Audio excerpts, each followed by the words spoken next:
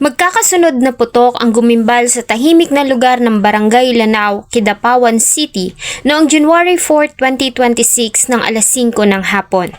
Nang puntahan ng mga residente ang pinanggagalingan, ay tumambad sa kanila ang duguang katawan ng isang babae at lalaki na sakay ng isang silver Mitsubishi. Dead on the spot ang lalaki, samantalang nagawa pang maisugod sa pinakamalapit na paggamutan ng biktimang babae, kung saan ito diniklarang wala ng buhay upon arrival. Sino ang mga biktima? Ano kaya ang nangyari sa kanila? Ang kwentong ito ay hindi lamang tungkol sa pananambang at pamamaril dahil sa likod ng mga basyo ng bala na tumagos sa katawan ng mga biktima ay ang masalimuot na kwento ng ipinagbabawal na relasyon at koneksyon sa maruming mundo ng iligal na gamot. Patay ang isang dating pulis K9 handler at ang kanyang babaeng kasama matapos lang tambangan habang sakay ng kotse sa Puruksay East, Barangay Lanao, Kidapawan City, North Cotabato.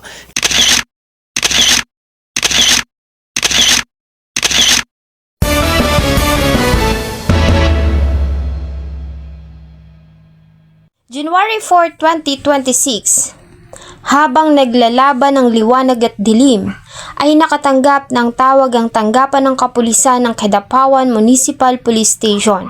Ito ay tungkol sa nangyaring ambush o pamamaril sa Barangay Lanao, 3 kilometro ang layo mula sa kanilang istasyon. Nang dumating sila sa crime scene ay dinatnan nila ang madugong eksena. Isang silver Mitsubishi Mirage ang nakaparada sa gilid ng malubak na kalsada. May sakay itong isang lalaki na siyang nasa driver's seat at sa tabi nito ay naroon naman ang isang babae. Sa dami ng tinamong tama ng bala ng baril ay agad na binawian ng buhay ang lalaki. Samantalang may pulso pa ang babae kaya naman agad itong dinala sa pinakamalapit na hospital. Subalit dahil na rin sa mga tinamo nitong tama at pagkawala ng maraming dugo ay diniklara ito ng mga emergency doctors doon na dead on arrival. Ang mga biktima ay agad din namang kinilala na ang dating K9 handler na si Romel Pason Canson at ang 29 years old na si Cristel May Nunez. Si Romel Canson ay lumaki sa Canapia Subdivision sa Kidapawan City. Sa paglalarawan ng kanyang mga magulang ay kilala nila si Romel bilang isang masunurin at mapagmahal na anak. Bata pa lang ay pangarap na ni Romel ang maging isang pulis. Subalit dahil sa kalagayan nila sa buhay ay hindi nito natapos ang kanyang pag-aaral. Nang huminto ito sa kolehiyo ay nagtrabaho si Romel bilang isang tricycle driver. Araw-araw ay binabagtas niya ang mga kalsada ng Kidapawan City para kumita. Sa pamamasada niya na rin nakilala ang kanyang asawa kung saan ay nagkaroon siya ng 2 anak. Mula nang bumuo ng pamilya ay sa kanila na umikot ang mundo ni Romel. Malimit niyang sabihin sa kanyang asawa at mga anak na mahal niya ang mga ito at gagawin niya ang lahat para mabigyan sila ng magandang buhay. Bagay na tinupad naman ni Romel. Habang tumatagal at lumalaki ang kanilang pamilya, alam ni Romel na hindi sapat ang kinikita niya sa pamamasada para tustusan ang pangangailangan ng mga anak.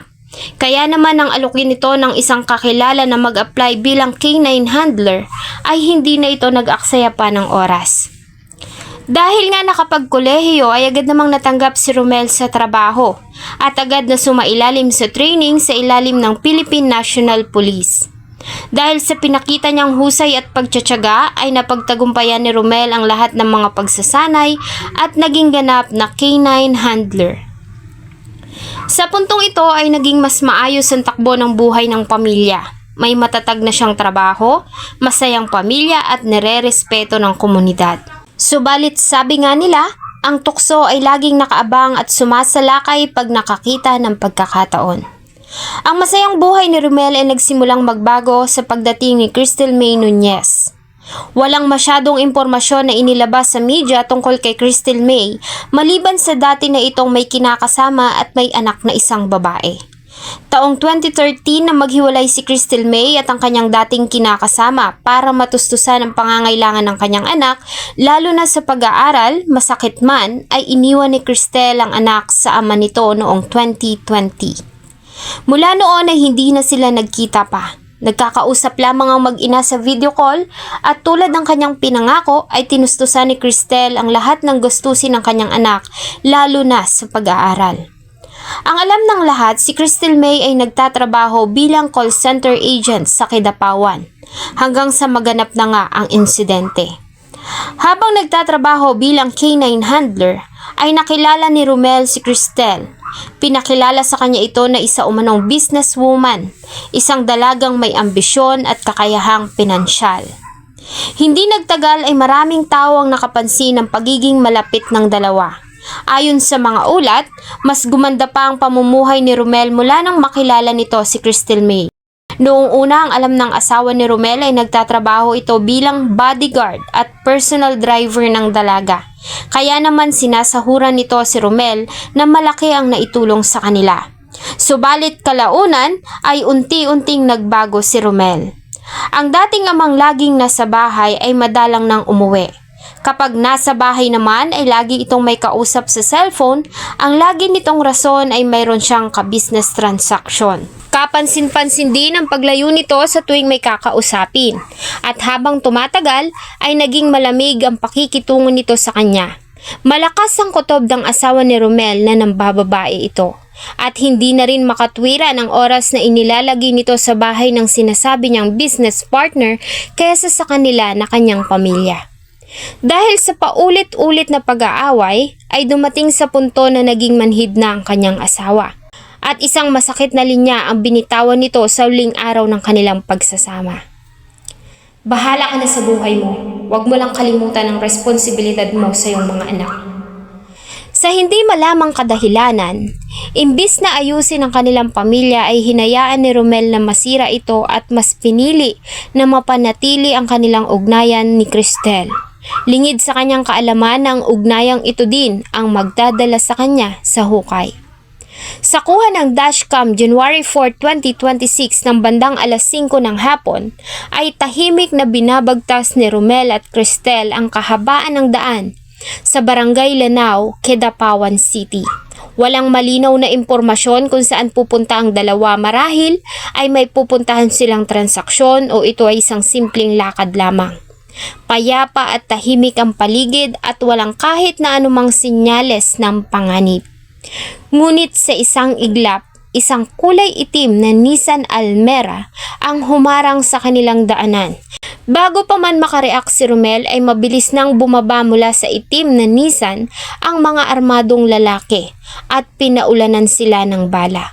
Walang awang pinagbabaril ng mga ito ang sasakyan ng mga biktima. Nang masigurong tinamaan ang mga target ay muli nang sumakay ng sasakyan ang mga suspect at mabilis na humarurot palayo sa lugar. Noong una ay nakala ng mga pulis na ang pangyayari ay isang crime of passion at ang una nilang tinitingnan na motibo ay ang love triangle. Subalit habang lumalalim ang investigasyon ay ilan pang mga detalye ang kanilang nalaman. Ang babaeng kasama ni Romel na si Cristel May Nunez ay nalaman nilang hindi lang isang simpleng businesswoman dahil dati na pala itong may record sa mga pulis. November 5 ng taong 2021 ay dati nang nahuli si Cristel May sa isang buy-bust operation na isinagawa ng Matalam Police Station.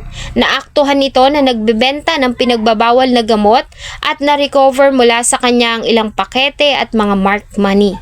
Napag-alaman din nila na ang naturang biktima ay matagal nang sinusubaybayan o under surveillance ng ibang presinto dahil kutob nila ay may ugnayan nito sa sindikato ng ilegal na gamot sa Kidapawan. Nalaman din nila na si Canson ay matagal nang na-dismiss sa kanyang trabaho bilang K9 handler dahil nahulihan nito na in possession ng illegal na gamot. Investigation namin is itong mga victim natin, ma'am, is prior to my assumption here, itong lalaki is target na po ng Kidapawan PNP doon sa involvement niya sa drug. Tingnan namin yung mga gamit ng mga biktima. Doon sa bag ng lalaki is may mga drug paraphernalias po na kami nakuha. Itong biktima nating lalaki is formerly K9 handler natin dito sa Kidapawan. However, na-discover siya ng kanyang team leader, pina-dismiss siya sa serbisyo dahil dito sa involvement niya sa illegal drug. Ang revelasyon na ito ay nagbigay ng bagong kulay sa krimen. Sa pagkakataong ito, hindi na ito simpleng kaso lamang ng crime of passion o love triangle dahil pumasok na ang anggulo ng pinagbabawal na gamot at syndicate killing. Sa gitna ng investigasyon ay nakakuha ng malaking breakthrough ang investigador nang ma-recover nila ang sasakyang ginamit sa krimen, ang itim na Nissan Almera. Natagpuan ng sasakyan na inabandona sa Barangay Kabasalan, Ligawasan Town of the Bangsamoro Special Geographic Area sa Cotabato Province. 60 kilometers ang layo sa Kidapawan. Ayon sa ulat, ang sasakyan ay pagmamay-ari ng isang lalaki na nagngangalang Pau Hulovelo na residente din ng Kidapawan City. Ayon sa sinumpaang salaysay ng may-ari ng sasakyan, December 25, 2025, nang rentahan ng 3 lalaki ang kanyang sasakyan. Dapat sana ay nakaschedule na itong ibalik sa kanila at nang hindi ito ibalik ay nang nagrenta ay tinrack niya ito gamit ang GPS. At dito nga niya natagpuan ang sasakyan na inabandona sa gilid ng kalsada. At dito na nagkamali ang mga suspect. Dahil kung inakala nilang malinis ang ginawa nilang trabaho ay nagkakamali sila dahil nag-iwan sila ng bakas. Isa kasi sa mga proseso ng rent-a-car ay ang kailangang mag-iwan ng valid ID ng customer at makukuha lamang ito sa oras na naibalik na ang nirentahang sasakyan. Dahil sa ID na ito ay nakilala ng pulisya ang pagkakakilala ng isa sa mga suspect. Sa kasalukuyan ay nagsasagawa na sila ng isang malawakang manhunt operation para mahuli na ang mga salarin. Bagamat magaling magtago ang mga ito dahil sa hanggang ngayon ay hindi pa rin ito nahuhuli ng mga pulis. First and foremost, siya talaga yung person of interest kasi siya ang first hand na gumamit ng sasakyan. So, hopefully sir, masakutin natin itong mga to at baka ma-reveal pa sila ng iba pang kasangkot. Na-collaborate lang po namin doon sa sweet witnesses natin na doon sa area ng pinangyarihan ng krimen para matumbok natin kung sila ba talaga yung gumawa ng krimen. Ang katawan ni Romel ay iniuwi sa kanyang pamilya sa Canapia Subdivision. Hanggang ngayon ay hindi makapaniwala ang kanyang mga magulang na sa sinapit ng kanilang anak. Mariin din nilang itinanggi na kilala nila si Crystal May Nunez. Ang katawan naman ni Crystal May ay inuwi din sa kanyang pamilya. Sa wakas, matapos ang 6 na taon ay muli siyang nakita ng kanyang anak. Nakakalungkot nga lang dahil isa na siyang malamig na bangkay. Tulad ng pamilya ni Romel, ang pamilya ni Cristel ay wala ding idea sa naging trabaho nito at sa mga taong nakakasalamuhan nito. Ang alam nila ay nagtatrabaho ito bilang call center agent.